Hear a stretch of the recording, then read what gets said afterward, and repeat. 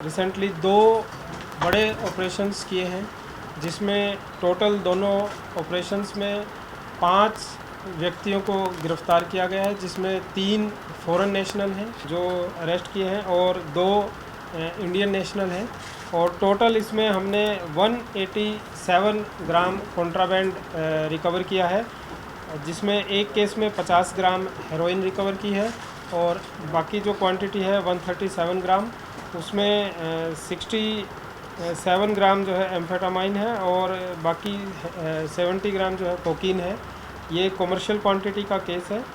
इसमें जो 2 इंसिडेंट थी, उसमें एक 22 तारीख का इंसिडेंट है, जिसमें 22 तारीख को हमारी पुलिस की पार्टी पेट्रोलिंग पे थी और पेट्रोलिंग पे उन्होंने शक के आधार पर एक फ़ॉरेन नेशनल को रुकवाने के बाद जब उससे पूछताछ की तो पुलिस का शक हुआ, तो उसमें पूछताछ में शक होने के बाद जब उससे सर्च की तो उससे टोटल जो है 62 ग्राम एम्फेटामाइन रिकवर की। उसके बाद 62 ग्राम की रिकवरी के बाद उसको पुलिस रिमांड पे लिया गया। पुलिस रिमांड पे लेने के बाद उसके जो बाकी सिंडिकेट के मेंबर्स हैं उसके बारे में पूछताछ की गई।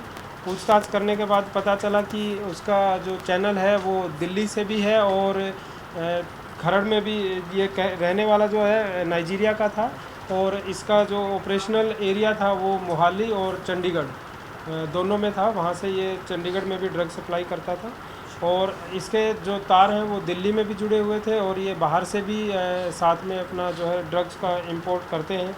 तो 62 ग्राम की रिकवरी हुई थी। इस पे इमोरू डेमियन नाम था। इसकी जो है ये एज 31 ईयर्स है और 2021 में ये मेडिकल वीज़ा पे आया था। मेडिकल वीज़ा एक्सपायर होने के बाद तब से ये इंडिया में ही ओवरस्टे कर रहा है और इसके फिर जो डिस्क्लोज़र है और फर्दर इंटेरोगेशन है उसके बेसिस पे हमने दिल्ली में रेड की।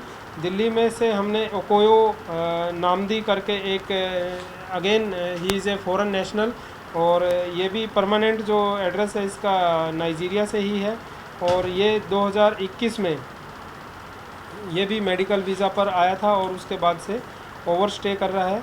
इससे जो है टोटल 35 ग्राम कोकीन और 6 ग्राम जो है एम्फेटामाइन रिकवर की है और साथ ही इसके पोजेशन से होंडा अकॉर्ड कार एक मिली है।